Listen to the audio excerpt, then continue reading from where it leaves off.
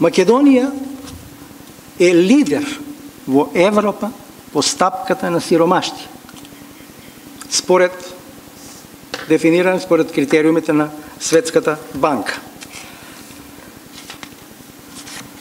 Во периодот 2002-2012 Македонија има население под стапката на сиромаштија 19%. Албанија има 12,4%, Босна и Херцеговина 14%, Хрватска 11,6%, Црна Гора 6,6%, Србија 9,9%, Латвија 11,1% и така натаму и така натаму. 19 наспроти се пола од тоа надолу кај овие во регионот, а ние сме им лидери според секоја изјава и монтиран податок на владата на Република Македонија. Ние сме лидери, да, по највисока стапка на невработеност, 29%, по највисока стапка на нееднаквост и по највисока стапка на сиромаштија во Република Македонија. Зошто се случува сето ова? Генерално спомнав, но владата има 3-4 столбови на нејзината економска политика.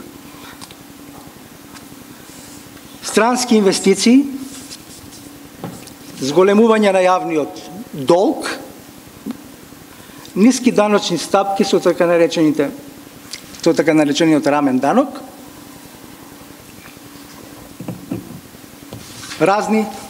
разни субвенции. На тоа ја потпира целата економска политика. Но, истовремено, неколку години слушавме дерегулација.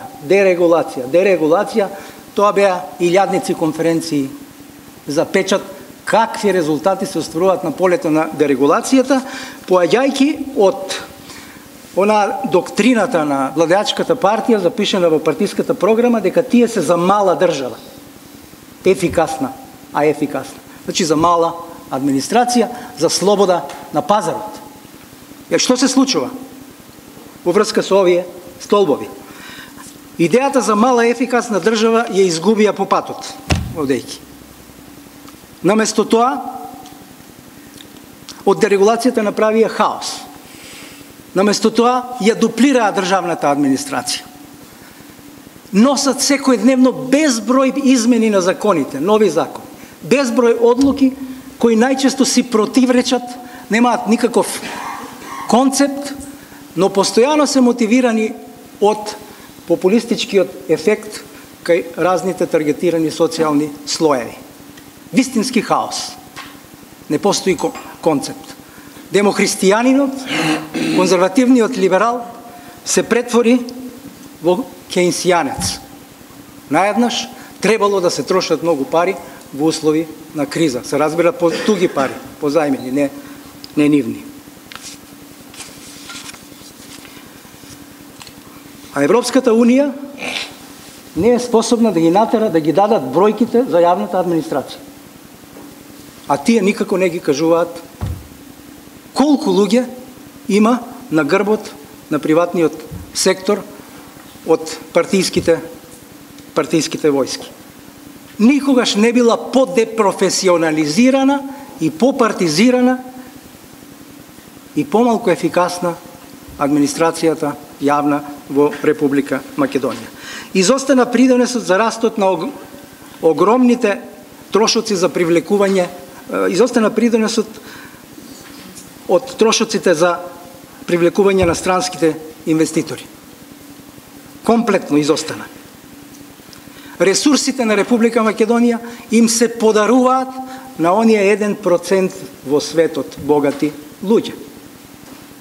Она што им припаѓа на сите граѓани на Република Македонија. Тие, така наречени нови преобразени кейнсијанци, не помислија на мултипликативниот ефект. Македонија, со тој концепт на странски инвестиции, станува земја на измеќари, станува поседувана земја од други, најмалку од сопствениот народ. Ова не е пледоае за забрана на странски инвестиции, но тоа е пледоае за размислување за ефектите од секоја странска инвестиција во Република Македонија, за користите и за штетите од секоја странска инвестиција, бидејќи таму се даваат даночни пари од другите граѓани на Република Македонија и од компаниите. Огромниот дел од јавниот долг, на кој што се потпираат овие 2,8% просечен раст на оваа влада, без тие би било тоа многу пониско, бидејќи тие и еднократно влегуваат во формулата на бруто домашниот производ.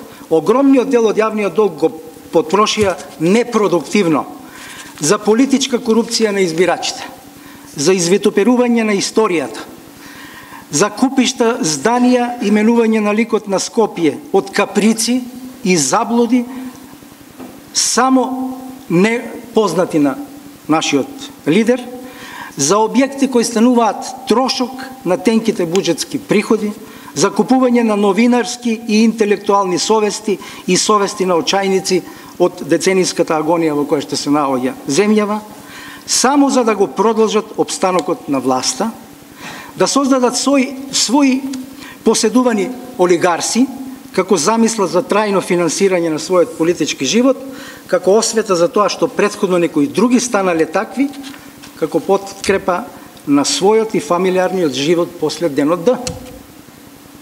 Затоа се трошат огромни пари од позајмените кредити од домашниот финансиски сектор и од странство.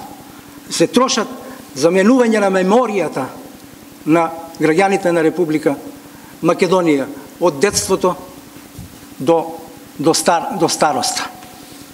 За создавање на морал врз основа на парохијалните критериуми на лидерот на Република Македонија. Затоа се трошат кредитите од оваа држава.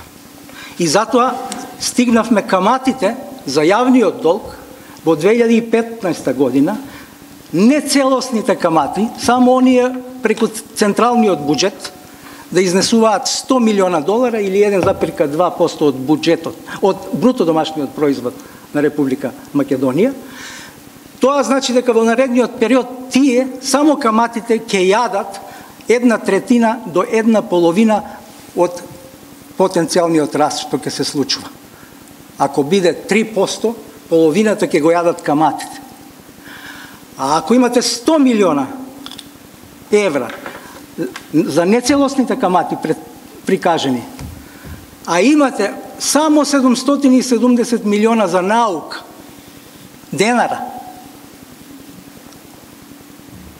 и вие им држите лекција на професорите за заостанувањето во областа на науката, тоа е комично, да не речам идиотски, навреда на секоја интелектуална честичка во луѓето што се мачат да ги образуваат нашите генерации.